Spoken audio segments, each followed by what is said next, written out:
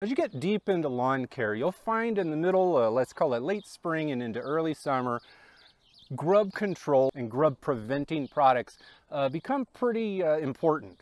The vast majority of grub control products are chemicals. They go down into the lawn and they kill the grubs, but many of those products kill some of the other beneficial insects that we don't really want to damage. So what I've been doing for the past couple years is I've switched over to a natural grub control product that uses Bacillus thuringiensis, better known as BT. This is basically a bacteria, it's a soil bacteria that is very common and probably exists in your lawn right now. The only difference is the soil bacteria in your lawn right now is not very potent. There's not very much of it. When we use a BT product, now this is not the only one, this is the only one I've used, but there are plenty of BT products out there.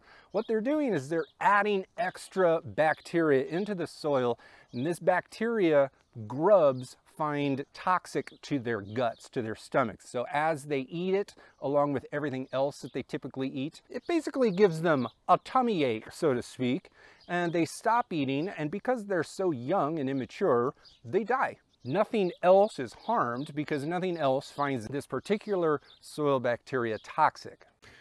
All right, I'm going to be putting down my BT Grub control product, the first round of 3 for the season. I don't know if you can tell this on camera, but this grass is looking heat, not necessarily heat, but definitely drought stressed. So what I'm going to do is I'm going to put down the grub control now and then water it at dawn tomorrow morning so that we'll get the BT product into the soil, and then the grass can respond to extra moisture, the moisture that it needs to keep it going for the next couple of weeks. Things like this, these streaks here, that's just mower blades. It's not striping, that's just the mower blade putting the grass down and making it, it doesn't want to bounce back up because it's dry. You can see it here, there's some dinginess going on kind of in this area. That's all drought stress. I moved to the jungle gym, you can still see the ring around it. Things aren't bouncing back. And then right along the edge here, it's looking really dry, and we got a nice little spot right there. Everything here needs water. So we're going to put down round 1 of BT and then water it. Everything's going to look amazing for the remainder of June. Now I think that this is a great way to control grubs in a lawn without killing them all, because I have said on this channel many times in the past that healthy lawns have grubs in them. We just don't want infestations. It's really healthy to drink a cup of water, but you probably wouldn't want to down 5 gallons all at the same time. Now, that is important to say because BT has been shown to be far less effective at controlling grub larvae than the chemical products. And you would expect that. Chemicals tend to be pretty harsh. That's why they make them. That's why people buy them. BT in particular has been shown to be effective right when it goes down, so long as it's watered into the lawn. However, the effectiveness wanes very quickly. After about 14 days after application, roughly 10% of the product is still active. Now, in a grub's life cycle, some of the grub larvae is going to start emerging from their eggs in late June, but also some of the grub larvae is going to be coming out of their eggs in late July. There's probably about a 6-week window where the vast majority of the grubs come out, kind of on a bell curve. So you could time it and stick BT down somewhere around the 1st of July and just put one big blanket application down on the lawn and hope that you get the vast majority of the grubs within those first 10 to 14 days. Or you can do what I do, and I put the low rate down of this particular product 3 times throughout the summer. All right, today is July 15th. It's been, what is that, 24 days since I put the first round of my BT application onto the lawn. I've been busy and it's just gotten out of hand. So this is literally my second round of 3. I'm still going to try to put down the 3rd round towards the end of July. Now, BT works almost instantly once you water it into the ground. I don't know, there might be about an hour there might be about a 1-day delay before it really gets going, but it's bacteria. So any grubs in the ground, any larvae of grubs that find it and eat it will succumb to it. So if anything is going on right now in the lawn, in that larva stage, this will help it. And then if anything else is happening later in the month of July, somewhere around the 25th, 26th of July, when I apply again, that will also kill it. Now, at that point, I'll probably miss some of it, but as I have said on this channel before, grubs are a normal thing. They're healthy. You just don't want an infestation of them. Having some in the lawn is fine. I just don't want tons of them. And honestly, I've got mole problems here on my lawn, and moles eat grubs. So if I can minimize the amount of grubs in the main lawn, then that's going to keep the moles kind of on the outskirts, the edges of my property. But it needs to be watered in. And one of the things that I've been doing here in my lawn and emphasizing here on this channel for a long time is I'm not watering my lawn very often. I'm still managing to maintain a green, healthy looking lawn for the most part. But I've used probably half, maybe even less than half of the amount of water this year than I have in years past. I've gone really overboard on trying to use as little water as possible. Right now, the lawn is very much in need of water. We've been in the 90s, bordering on 100 degrees for a while now. It's mid-July, it's harsh conditions. The lawn needs some water. So I'm going to put down the grub now and water it in, and then maybe in about 10 days, I'll do it again. Let me show you what the lawn looks like right now before the water goes on overnight tonight. By overnight, I mean like at dawn tomorrow morning. As I zoom out here, from far away, everything does look pretty good. You see this little spot right here? This is actually remnants of 4th of July. We put up some blocks here, and I'm going to move my shadow. We put some blocks here on the ground and shot off backyard fireworks here, but a couple of them fell off the blocks and just roasted the ground. Look at this. This is a blue smoke bomb that sustained everything.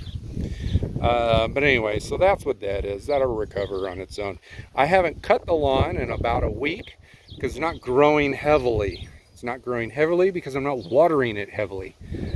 We still got some color, but we're seeing some browning, a little bit of browning, a little bit of like a dingy green going on.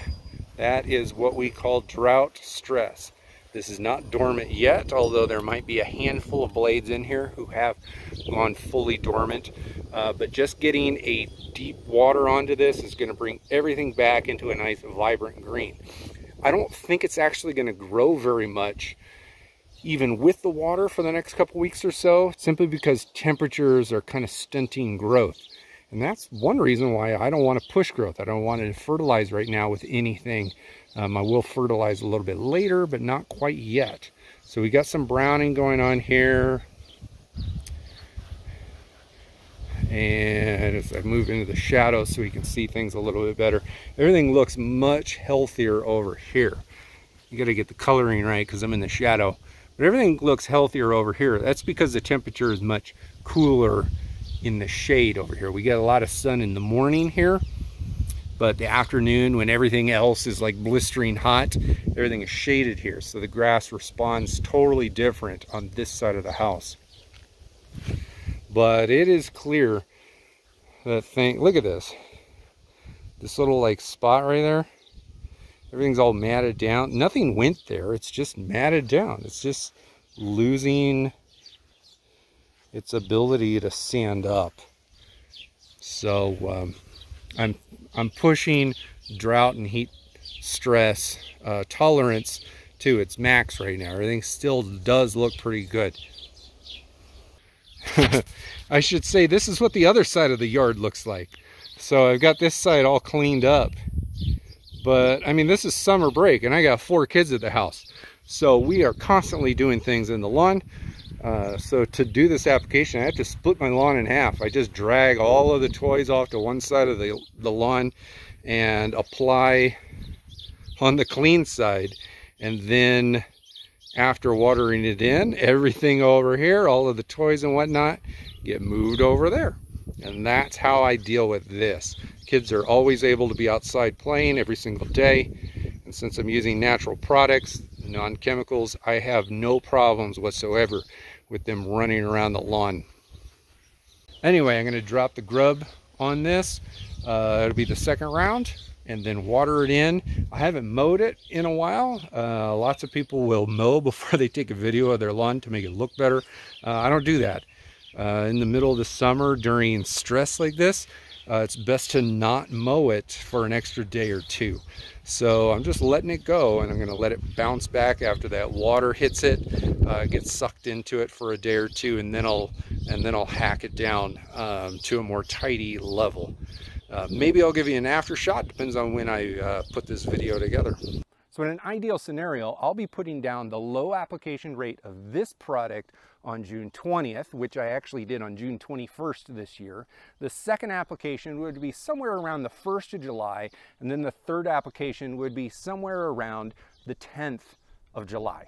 Now, every bag is going to be a little bit different. This particular product, I use the Lawnbox products a lot, so I do prefer this one only because I like the brand. But there are other BT products out there for grub control, and I'll link to a couple of them down in the description below. But this particular product tells you that you should only put 6 pounds, 14 ounces of this product down on every 1,000 square feet per season. But you can break it up into 2 or 3 applications, which means if you cut it into a third, you're looking at about 2 and 4, 2 to 5 ounces of product per 1,000 square feet 3 times throughout the season. Whatever BT product you're looking at, you're going to want to dig deep into the label and make sure that you take a look at the maximum annual dosage and then cut it into halves or thirds so that you can apply it a few times and get good coverage for a significant portion of the summer.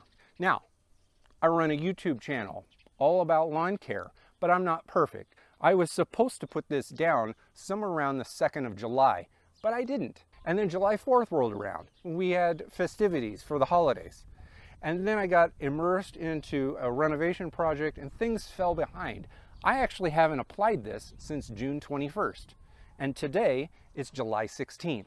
It's been a long time, and I've probably missed a lot of the grub larvae in my window, but that doesn't mean I've missed them all. So I'm going to put down my second application today, and the soonest I can put down the next round of this split application is only 7 days later. Now, typically I'll wait 10, but because we're towards the end of July, I'm going to go ahead and wait only 7 days and apply it again. That's still going to get me all 3 applications, get me up to the maximum annual dose on my lawn in the middle of the summer, and everything will be down before July 25th. Now, this doesn't work if you're using a product that uses chlorantraniliprole. That's what you find in Scott's Grub X and probably some other products out there.